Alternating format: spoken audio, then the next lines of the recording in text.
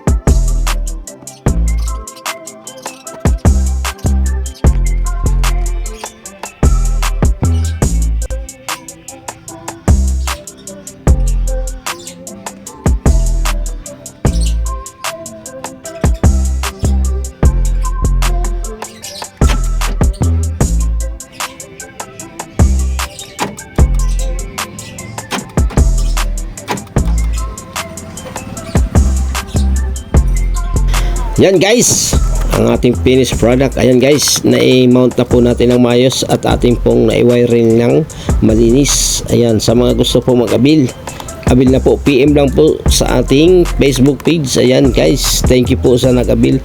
Ayan guys, ating pong nailinya na po ng maayos at ating na po na itago ang kanyang wiring. Ayan, kung napapansin nyo po ay wala pong wiring na kalat. And then, ating pong testingin ang kanyang remote na keyless lock, unlock.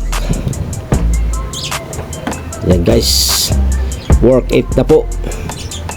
Kung napapansin nyo po ay wala po yung tunog, gawa ng keyless entry po ang ating ikinabit. Ang gusto lang po kasi ni sir ay lock unlock, kasi dati po kasi ang kanyang alarm ay nag-uutulak, nagkaroon po ng problema, naiwan po yung susi, nag-uutulak po ang remote. Ngayon hindi nila mabuksan. Ngayon ay buksan nila sa ibang electrician. Ayan, problema, nagasgas po ang kanilang sasakyan, kaya pinapalitan po ng keyless entry. Ayan guys, PM lang po. Maraming salamat po sa ating naging project today. Please pa-subscribe naman ang ating channel.